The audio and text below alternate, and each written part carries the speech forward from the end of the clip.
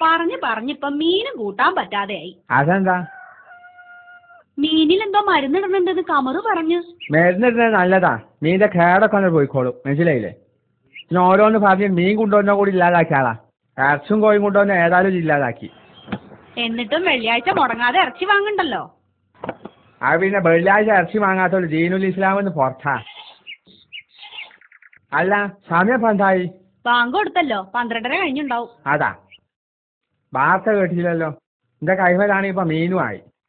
സൈനുജീനെ, സൈനുജി ആ റേഡിയോ ഒന്ന് തുറന്നാ.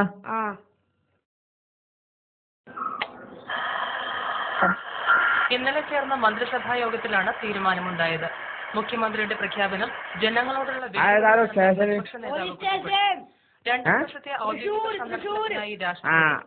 കോഴിക്കോട് വെച്ചാ കാസർഗോഡ് ജില്ലയിൽ നിന്നും കണ്ടെടുത്ത 2000 വർഷം പഴക്കമുള്ള മനുഷ്യാസ്ഥികൂടം രാഷ്ട്രപതിയിൽ നിന്നും ഭാരതരത്ന അവാർഡ് ഏറ്റുവാങ്ങി. ഇന്നലെ കോട്ടക്കലിനടുത്ത് ദേശീയപാതയിലുണ്ടായ വാഹനാപകടത്തിൽ മരിച്ചവരുടെ മൃതദേഹങ്ങൾ നാളെ പുന്നമടക്കായലിൽ നടക്കുന്ന വള്ളംകളി മത്സരത്തിൽ പങ്കെടുക്കുമെന്ന് ജില്ലാ കലക്ടർ അറിയിച്ചു. ഈ വർഷത്തെ ചലച്ചിത്ര അവാർഡുകൾ പ്രഖ്യാപിച്ചു. ഏറ്റവും നല്ല ചിത്രം കിലോക്ക് 3 രൂപ നിരക്കിൽ റേഷൻ കടകൾ വഴി വിതരണം ചെയ്യുമെന്ന് മന്ത്രിസഭാ യോഗത്തിൽ അദ്ദേഹം പറഞ്ഞു. സംസ്ഥാന ജീവനക്കാർക്കും അധ്യാപകർക്കും അടുത്ത 24 മണിക്കൂർ നേരത്തേക്ക് പ്രത്യേക കാലാവസ്ഥാ മുന്നറിയിപ്പ് ഒന്നുമില്ല. ഇന്ത്യയും ശ്രീലങ്കയും തമ്മിലുള്ള ഏകദിന ക്രിക്കറ്റ് ടെസ്റ്റിൽ മണിക്കൂറിൽ 45 മുതൽ 55 കിലോമീറ്റർ വരെ വേഗതയിൽ കാറ്റടിക്കാൻ സാധ്യതയുള്ളതുകൊണ്ട് മത്സ്യബന്ധനത്തിൽ ഏർപ്പെട്ടിരിക്കുന്നവർ ജാഗ്രത പാലിക്കണമെന്ന് ഫിഷറീസ് വകുപ്പിന്റെ പ്രത്യേക അറിയിപ്പിൽ പറയുന്നു. സംസ്ഥാനത്ത് നിലവിലുള്ള സൗഹാർദ്ദാന്തരീക്ഷം തകർക്കുന്നവരെ കാലിക്കറ്റ് യൂണിവേഴ്സിറ്റി ഡിഗ്ലിറ്റ് നൽകി ആദരിച്ചു. ഔദ്യോഗിക സന്ദർശനത്തിനായി രാഷ്ട്രപതി നാളെ കേരളത്തിലെത്തും. രാഷ്ട്രപതിയെ സ്വീകരിക്കാൻ തലസ്ഥാന നഗരിയിൽ വിപുലമായ സന്നാഹങ്ങളാണ് ഒരുക്കിയിരിക്കുന്നത്. ഈ വർഷത്തെ ചലച്ചിത്ര അവാർഡുകൾ പ്രഖ്യാപിച്ചു. ഏറ്റവും നല്ല ചിത്രം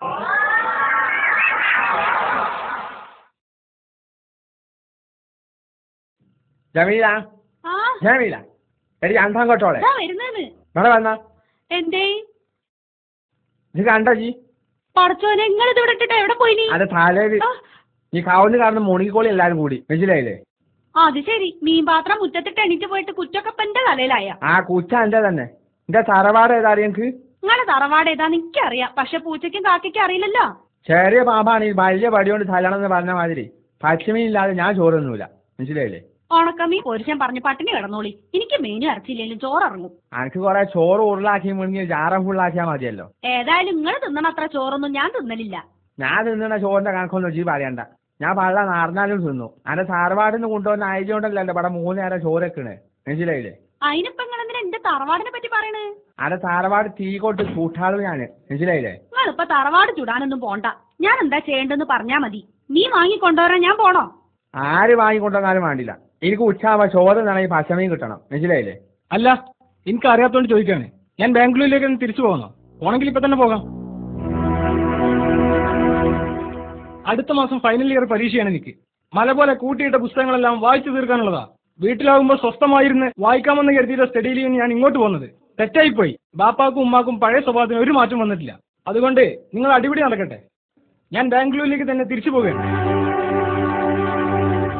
നമ്മൾ ചെയ്തത് വളരെ മോശമായിപ്പോയി. മക്കളൊക്കെ വലുതാകുമ്പോ നമ്മളും അതിനനുസരിച്ച് പെരുമാറണ്ടേ? അതൊക്കെ എന്റെ തരാറാ. അതൊക്കെ ഞാൻ സമ്മതിച്ചു. നിങ്ങൾ വേഗം ചെന്ന് ഓനോട് പോണ്ടാന്ന് പറയും. ഞാൻ പറയൂല, അജന്നെ പോയി പറഞ്ഞാൽ മതി. നിങ്ങളല്ലേ ബാപ്പ, അപ്പൊ നിങ്ങളല്ലേ പറയണ്ട്. അത് ശരിയാവില്ല. ആ മക്കളോട് പറയേണ്ട ഇമ്മാരാ. പണ്ടേക്കും പണ്ടേ അങ്ങനെയാണ്. ഈ കേട്ടില്ലേ, പൊന്ന് കായ്ക്കണ മാരാണെങ്കിൽ പുറക്ക് കാഞ്ഞാ പെട്ടണമെന്ന്. എന്നാലൊരു കാര്യം ചെയ്യാ, നമുക്ക് രണ്ടാക്കും കൂടെ ചെന്ന് പറയാ. ആയിക്കോട്ടെ. ഒത്തു വിളിച്ചാ മലവും പോലും എന്നാണല്ലോ, മനസ്സിലായില്ലേ?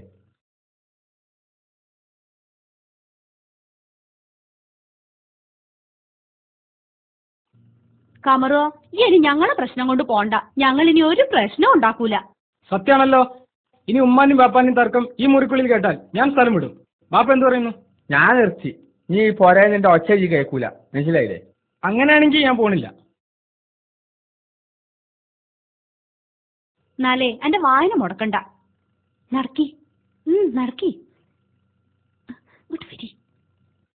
നമ്മളെ വീട്ടിലൊരു എഞ്ചിനീയർ ഉണ്ടാവാന്ന് പറയണേന്റെ ഗമ എന്തായിരിക്കും? പുറത്തിറങ്ങി നടക്കുമ്പോ എഞ്ചിനീയറെ ബാപ്പയാണ് ആ പോണതെന്ന് നിങ്ങളെ ചൂണ്ടി ആൾക്കാര് പറയണത് ഒന്ന് ഓർത്തു നോക്കി. വായിക്കാതെയും പഠിക്കാതെയും എഞ്ചിനീയർ ആവാൻ പറ്റുമോ? അപ്പൊ അതിനുള്ള സൗകര്യം ചെയ്തു കൊടുക്കേണ്ടത് ആരാ? നമ്മള്.